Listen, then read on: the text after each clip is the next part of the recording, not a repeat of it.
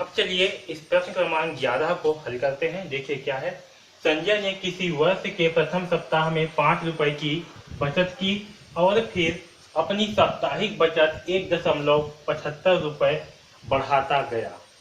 यदि 9वें सप्ताह में उसकी साप्ताहिक बचत 20.75 हो जाती है तो n का मान ज्ञात कीजिए। देखिए प्रश्न क्या है कि जो संजय है उसने क्या किया, प्रथम सप्ताह में 5 रुपए बचाया।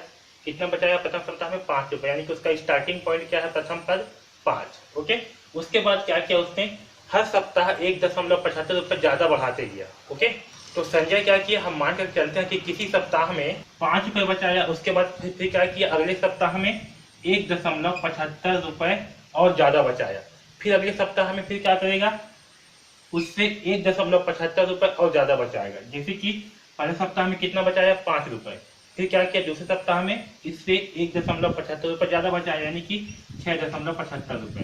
फिर तीसरे सप्ताह में क्या किया, 6.75 से जो है 1.75 रुपए और ज्यादा बचाते गया। ओके, इस प्रकार से क्या किया, वो बचाते गया। तो 9वें सप्ताह में कितना हो जाता है, उसके रुपए जो है 20.75 रुपए हो जाती है। तो हमें इस n का मान ज्ञात करनी है, यानी कि इस सप्ताह का मान ज्ञात करनी है। ओके, तो चलिए इसे हल करते हैं। तो देखिए हमें प्रश्न में क्या दिया है, प्रथम सप्ताह की बचत दिया हुआ है कितना, 5 रुपए। ओके, तो प्रथम सप्ताह की बचत, प्रथम सप्ताह की बचत। ओके, अब देखिए ये जो प्रथम सप्ताह की बचत है, अगर इसे हम समांतर श्रेणी के हिसाब से लें तो क्या होगा, ये आपका प्रथम पद होगा, यानी कि पहला मान होगा। तो प्रथम सप्ताह की बचत को हम क्या लेते हैं, ए मान लेते हैं। ए बराबर कितना, 5। ओके, और देखिए दूसरा मान हमें क्या दिया है, प्रति सप्ताह बचत में वृद्धि। तो प्रति सप्ताह में कितना वृद्धि हो रहा है बचत में, तो 1.75 रुपए, यानी कि हर सप्ताह क्या हो रहा है, एक निश्चित अंतर से जो है बढ़ रहा है। 1.75 के अंतर से प्रति सप्ताह क्या हो रहा है, बचत में वृद्धि हो रहा है। ओके, यानी कि ये जो है एक सर्वांतर की तरह है ना। तो इसे हम ले लेते हैं टी। टी बराबर कितना, 1.5। और देखिए 9वें सप्ताह में उसकी साप्ताहिक बचत कितनी हो जाती है, 20.75। ठीक है, 9वें सप्ताह। तो 9वें सप्ताह में बचत कितना है, 20.75। इसे हम क्या मान लेते हैं, इसे हम ए एन मान लेते हैं। तो 9वें सप्ताह में बचत कितना है, 20.75। अब चलिए हल करते हैं। तो 9वें पद का समांतर श्रेणी क्या होती है, ए एन बराबर a plus n minus 1 into t. Okay, अब यहाँ पास देखिए ए एन का मान क्या है, ए एन का मान है 20.75। तो यहाँ पास रख देते हैं 20.75 बराबर, अब यहाँ देखिए ए का मान कितना है, तो ए का मान है 5, तो यहाँ रख देते हैं 5 प्लस एन का मान, हमें एन का मान याद करनी है 9वें सप्ताह, तो एन का मान एन ही रहेगा, एन माइनस 1। डी का मान कितना है, 1.75। ओके, यहाँ तक सबको समझ में आया। अब इसे हल करते हैं।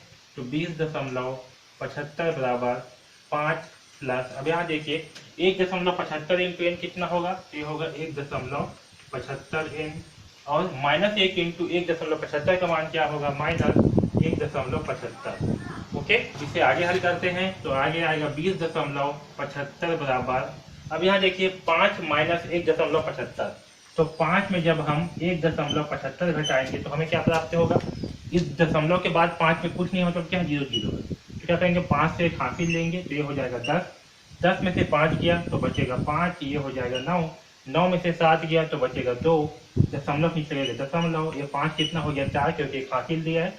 4 में से 1 गया तो बचेगा 3, यानी कि हमें प्राप्त होगा 3.25। ओके, हमें कितना प्राप्त होगा, 3.25। तो यहाँ पर लिखता हूँ मैं 3.25 प्लस 1.75 एन। ओके, अब इसे जो है हल करते हैं। तो 3.25 को इस तरफ पक्षांतर करने पर क्या आएगा, 20.75 माइनस 3.25 बराबर 1.75 एन।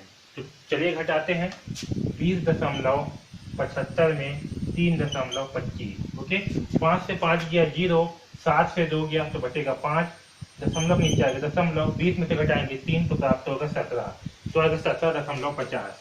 तो यहाँ मिलेगा हमें 17.50 बराबर 1.75 एन। ओके, और यहाँ से एन का मान क्या होगा, तो 17.50 बचे, ये कहाँ जाएगा, ये जो आ जाएगा नीचे में, यहाँ आएगा 1.75 बराबर एन। ओके, तो इसे जो है आपस में भाग करने पर हमें क्या प्राप्त होगा, तो देखिए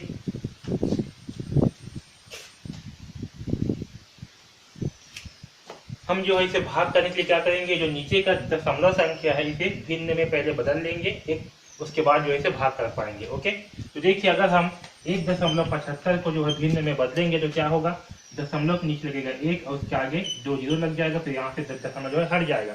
तो 1.75 का मान क्या होगा, 175/100। और अगर हम इसके स्थान पर लिखेंगे 175/100 तो क्या होगा, देखिए यहाँ हो जाएगा, यहाँ से लिख रहा हूँ मैं, n बराबर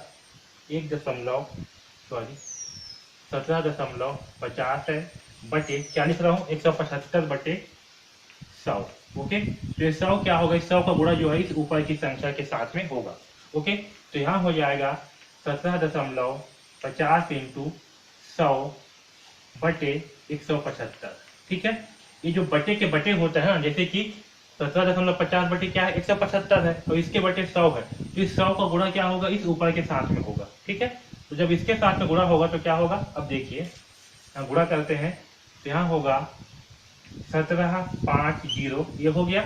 इस एक का गुणा जब इससे करेंगे तो क्या प्राप्त होगा, 1750, इसमें कितना शून्य है, 2 शून्य है, तो यहाँ पास इसमें 2 शून्य और लग जाएगा। अब देखिए दशमलव कितनी संख्या के बाद है, 2 संख्या के बाद, तो यहाँ भी 2 अंक के बाद दशमलव लग जाएगा, और दशमलव के बाद जीरो का कोई मतलब नहीं होता, इसलिए यहाँ से मैं जीरो को हटा रहा हूँ। ठीक है, और दशमलव को भी, तो दशमलव के बाद जो जीरो का कोई मतलब नहीं होता, इसलिए क्या होगा, यहाँ पर केवल 1750 रहेगा।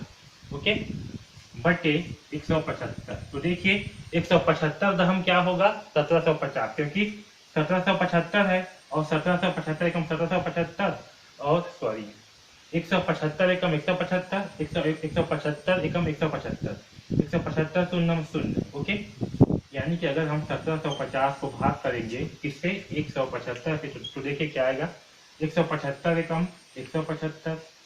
ओके, ये हो गया कैंसल, 175 शून्यम 175 शून्यम शून्य। ओके, तो इसका मान क्या प्राप्त होगा हमें, 10। ठीक,